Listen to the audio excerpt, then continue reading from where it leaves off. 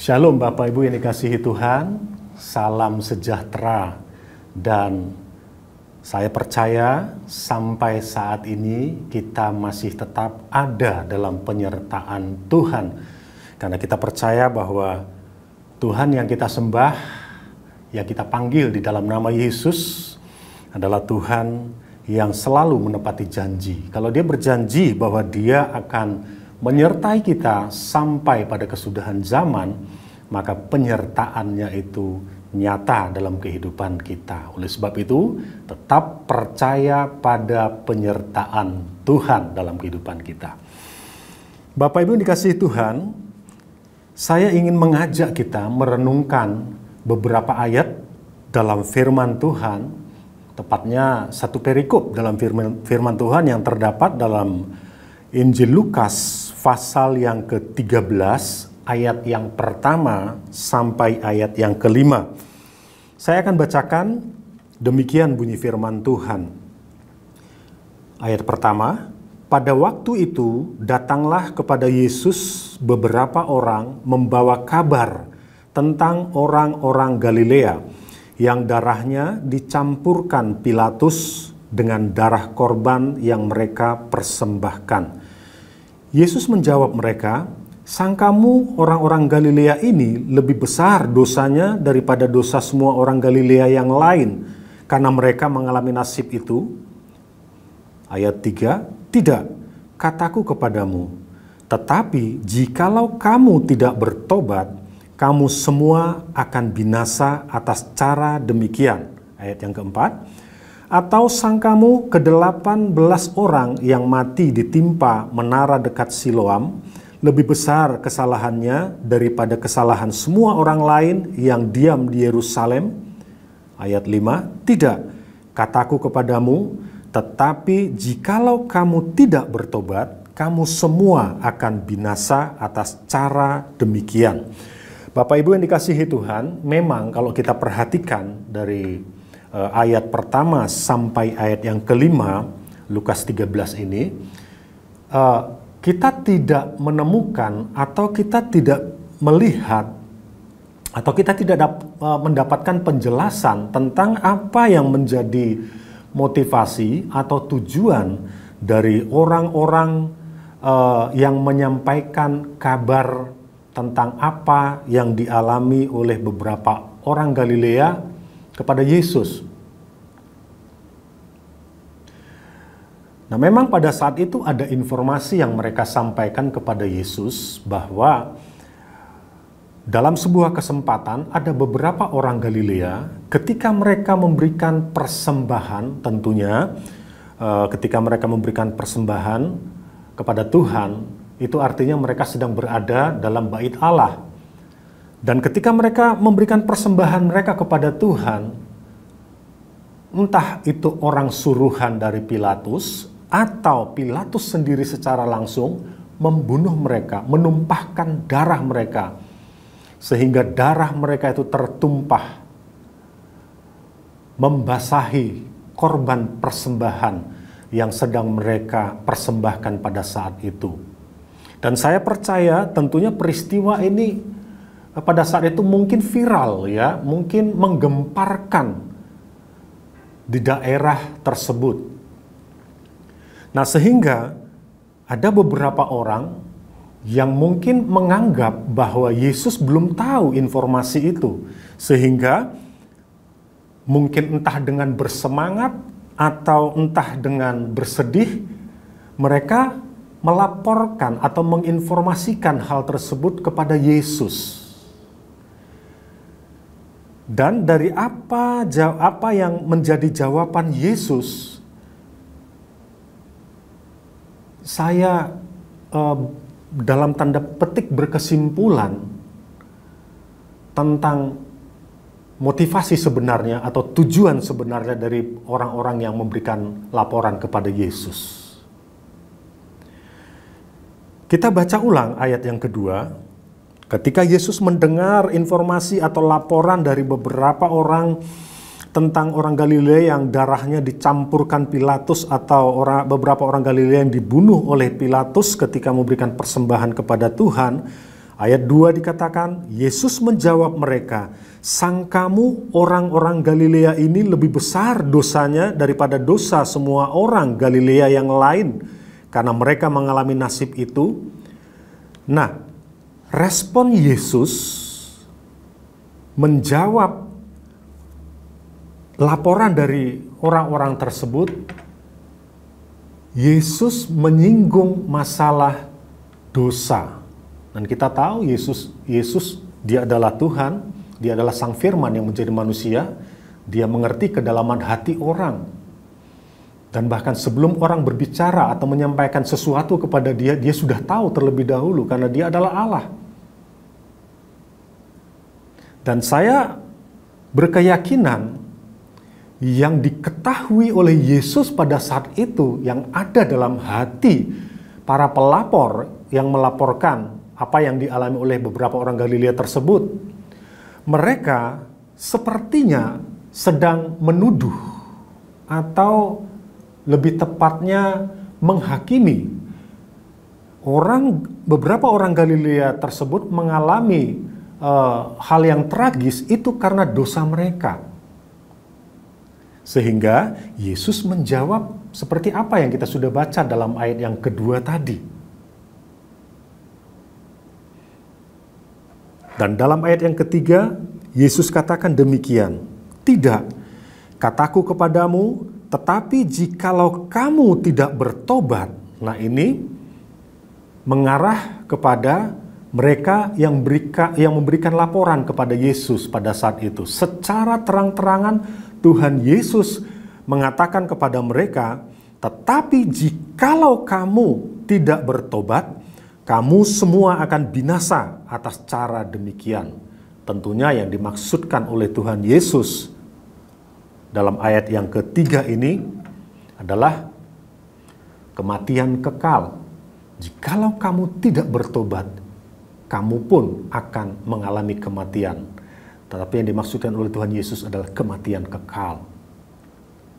Nah, Bapak Ibu yang dikasihi Tuhan, terkadang sadar atau tidak sadar, kita juga terjebak dalam situasi atau terjebak dalam sikap seperti yang ada pada beberapa orang yang melaporkan tentang beberapa orang Galilea yang mengalami nasib naas tersebut. Ketika kita melihat ada orang lain atau barangkali tetangga kita atau orang yang kita kenal maupun yang kita tidak kenal, ketika mereka mengalami kecelakaan, ketika mereka mengalami musibah, ketika mereka mengalami situasi yang tidak menyenangkan,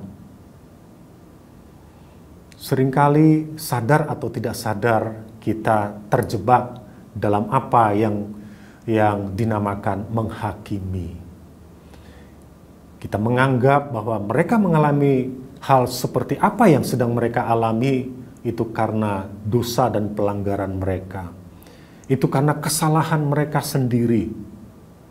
Seringkali, sekali lagi, sadar atau tidak sadar, kita terjebak dalam situasi yang seperti itu. Kita terjebak dalam penghakiman, menghakimi, padahal firman Tuhan katakan hak untuk menghakimi itu ada pada Tuhan. Itu adalah haknya Tuhan. Tanpa sadar kita telah mengambil alih yang seharusnya menjadi haknya Tuhan. Kita menghakimi orang lain berdasarkan apa yang kita lihat yang sedang mereka alami, khususnya hal-hal yang tidak menyenangkan. Ketika kita melihat ada orang yang hidupnya menderita secara terus-menerus, kita menganggap mereka mengalami seperti itu karena dosa dan pelanggaran mereka. Dan apa yang menjadi jawaban Tuhan Yesus ini juga menjadi jawaban bagi kita ketika kita terjebak dalam sikap hati yang seperti itu, sikap hati yang menghakimi orang lain. Dan ketika kita terjebak dalam sikap hati yang menghakimi orang lain, menganggap orang lain mengalami kecelakaan, mengalami sakit penyakit oleh karena dosa dan pelanggaran mereka. Melalui firman Tuhan ini, Yesus ingin katakan, dosa mereka tidak lebih besar daripada dosa kita. Nah, oleh sebab itu, melalui ayat yang pertama sampai ayat yang ketiga yang kita sudah baca, kita diingatkan kembali supaya kita tidak buru-buru dan bahkan tidak boleh menghakimi lain berdasarkan apa yang mereka alami di dalam dunia ini. Karena kita tahu kita punya Tuhan yang adalah hakim di atas segala hakim yang ada di dalam dunia ini. Dia adalah hakim yang adil. Kemudian kita lanjut, ayat ini sebenarnya mirip, merupakan pelaporan dari beberapa orang yang tadi kita sudah baca dalam ayat yang pertama.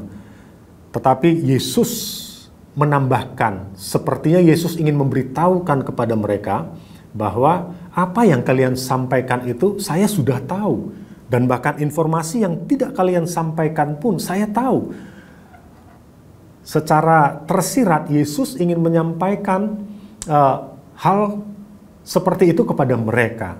Ini terlihat dari apa yang menjadi jawaban Yesus dalam ayat yang keempat dikatakan, ini sambungan yang Yesus sampaikan kepada mereka pada saat itu. Atau sangkamu ke-18 orang yang mati ditimpa menara dekat Siloam lebih besar kesalahannya daripada kesalahan semua orang lain yang diam di Yerusalem? Tidak, kataku kepadamu, tetapi jikalau kamu tidak bertobat, kamu semua akan binasa atas cara demikian. Dalam satu perikop ini terdapat dua peristiwa yang terjadi pada saat itu.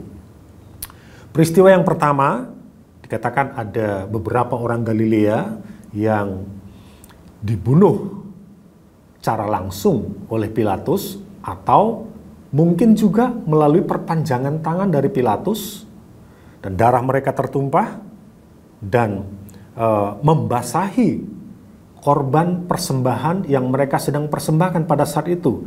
Kemudian peristiwa yang kedua yang belum sempat dilaporkan oleh beberapa orang tersebut, tetapi pada kenyataannya Yesus tahu. Dan Yesus katakan tentang peristiwa tersebut di mana ada 18 orang yang meninggal tertimpa menara, dan menara ini berada dekat Siloam. Tetapi inti dari keseluruhan ayat demi ayat yang kita sudah baca tadi dalam pasal yang ke-13 ayat pertama sampai ayat yang ke-5 ini, itu adalah bagaimana Tuhan Yesus ingin menyampaikan kepada mereka di mata Tuhan pertobatan itu jauh melebihi segalanya.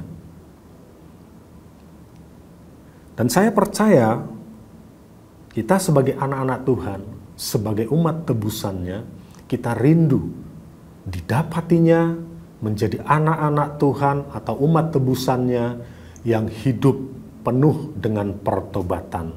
Atau hari lepas hari yang kita lalui, kita warnai dengan pertobatan. Ketika kita sadar bahwa apa yang kita lakukan dalam keseharian kita itu melukai hati Tuhan, bertentangan dengan firman Tuhan, kita dengan bersegera bertobat.